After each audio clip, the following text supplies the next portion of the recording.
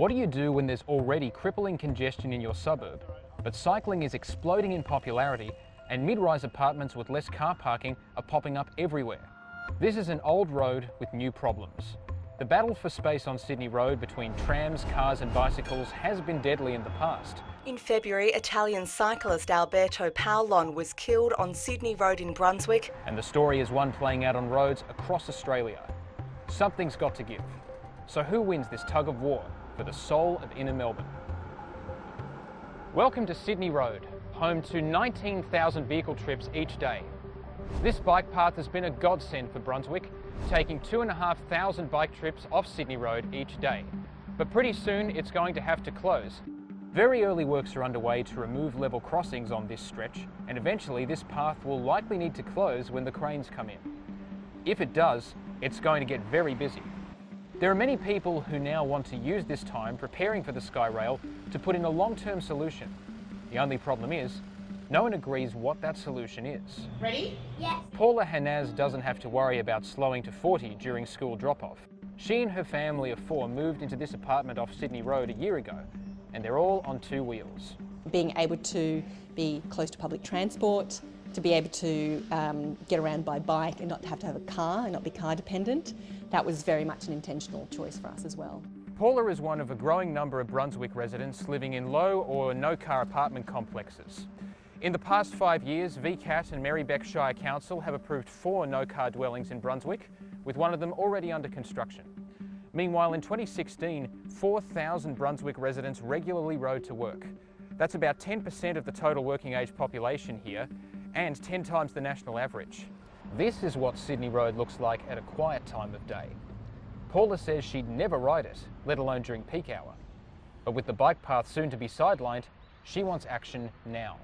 Even just a trial of separated bike paths on Sydney Road would make me feel a little bit more confident to be able to ride along Sydney Road with my kids on the back of the bike to and from school and daycare. The government has made cycling safety improvements to Brunswick, but even so, in the 5 years to December, there were 58 crashes involving cyclists and cars on Sydney Road, where level crossings are about to be replaced. Sydney Road traders are firmly in the no camp when it comes to removing the 450 parking spaces.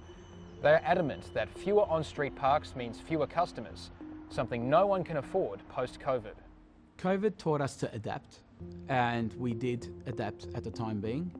But getting hit with something like this, a blow like this, I don't know how it's going to impact us, because there's so many businesses that have shut down. You can just go along Sydney Road right now and you'll see there's so many businesses that have shut completely due to COVID. There's leases available. It never used to be like this. But is this actually the case? A study from 2019 found that while traders thought 61% of customers travelled to Sydney Road by car, the reality is only 39%. The figures for how many people walked or biked to Sydney Road, by contrast, were underestimated. There are also more than 2,000 car parking spaces just off Sydney Road. A local milk bar deals with locals only, but a business of my calibre, so we're talking about a reception centre, a venue where people actually come to from all over Melbourne, and you've got shops that are adjacent to us, so wedding dresses, tailors and various other businesses. They literally have clients coming from all over Melbourne. So is it feasible to remove car parks? Costings from the Parliamentary Budget Office, requested by the Greens, suggest the bill will be $1 million.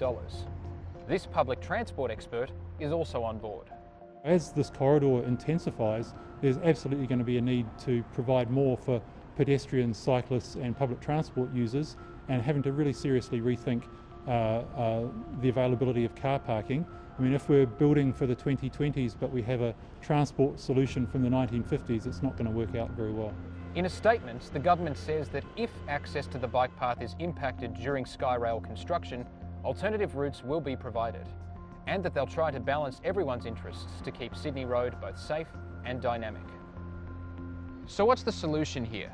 Is it time for Melbourne to kick its dependence on cars and put the interests of other road users first? Or does the politics of this issue condemn it to the too hard basket forever? Australia prides itself on having some of the world's most livable cities, but unless transport evolves to meet people's needs, it's going to be a struggle to maintain the bragging rights. If we can crack Sydney Road and devise a solution that serves the needs of pedestrians, cyclists and public transport users and removes the car, then that model could be replicated across some of the other shopping strips